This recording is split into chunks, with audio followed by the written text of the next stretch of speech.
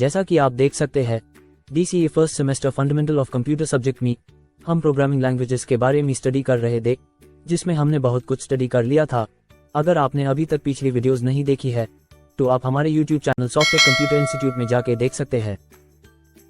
आज हम programming language में हाई लेवल लैंग्वेज के बारे में स्टडी करेंगे। तो सबसे पहले हम हाई लेवल लैंग्वेज के बारे में जानेंगे। उच्च स्तरीय भाषा सुविधाजनक होने के लक्षणों को ध्यान में रखकर बनाया गया है। इसका अर्थ ये कि यह भाषा मशीन पर निर्भर करती है। यह भाषा अंग्रेजी भाषा के कोड जैसी होती है, इसलिए इसे कोड करना या समझना सरल होता है। इसके लिए एक ट्रांसलेटर की आवश्यकता होती है, जो उच्च स्तरीय भाषा के प्रोग्राम को मशीन कोड में ट्रांसलेट करता है। इसके उदाहरण है फॉस्ट्रेन बेसिक, कोबोल, पास्कल, सीसी, जोड़, जावा, विजुअल बेसिक .NET, HTML, सन स्टूडियो आदि इसी श्रेणी की भाषा है। इसको 2 जनरेशन में बांटा गया है, 1 third generation language, 2 fourth generation language. अब हम थर्ड जनरेशन लैंग्वेज के बारे में जानेंगे। तृतीय पीढ़ी भाषाएं पहली भाषाएं थी जिन्होंने प्रोग्रामरों को मशीनी तथा असेंबली भाषाओं में प्रोग्राम लिखने से आजाद किया। तृतीय पीढ़ी की भाषाएं मशीन पर आश्रित नहीं थी, इसलिए प्रोग्राम लिखने के लिए मशीन के आर्किटेक्चर को समझने की जरूरत नहीं थी। इसके अतिरिक्त प्रोग्राम पोर्टेबल हो गए, जिस कारण प्रोग्राम को उनके कंपाइलर व इंटरप्रेटर के साथ एक कंप्यूटर से दूसरे कंप्यूटर में कॉपी किया जा सकता था। तृतीय पीढ़ी के कुछ अत्यधिक लोकप्रिय भाषाओं में फॉस्ट्रेन बेसिक, कोबोल, पास्कल, सीसी, जोड़ आदि सम्मिलित है। नेक्स्ट हम फोर्थ जनरेशन के बारे में स्टडी करेंगे। फोर्थ जनरेशन लैंग्वेज तृतीय पीढ़ी के भाषा से उपयोग करने में अधिक सरल है।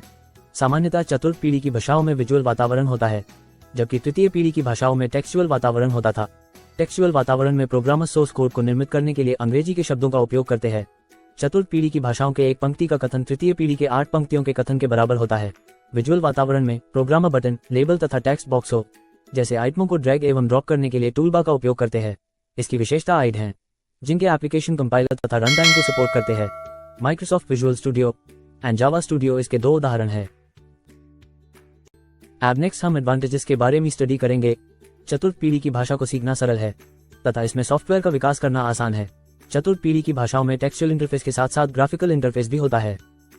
प्रोग्रामरों के लिए चतुर्थ पीढ़ी की भाषाओं में विकल्प उपलब्ध रहते हैं, क्योंकि इसकी संख्या काफी बड़ी होती है। NBSP चतुर्थ पीढ़ी की भाषाओं में प्रोग्रामिंग कम स्थान लेती है, क्योंकि इस पीढ़ी की भाषा की एक पंक्ति पूर्ववर्ती पीढ़ी भाषाओं की कई पंक्तियों के समान होती है।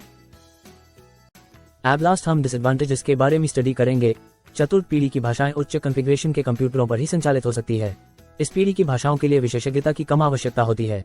इसका अर्थ है कि इसमें प्रोग्रामिंग आसान होने के कारण नौसिखिए भी सॉफ्टवेयर विकसित करने में सक्षम हो पाते हैं। परिणामस्वरूप विशेषज्ञों का महत्व कम हो जाता है। इस पीढ़ी में प्रोग्रामिंग भाषाओं की एक बड़ी श्रृंखला होती है, जिससे यह निर्णय ले पाना कठिन हो जाता है कि किसका प्रयोग किया जाए।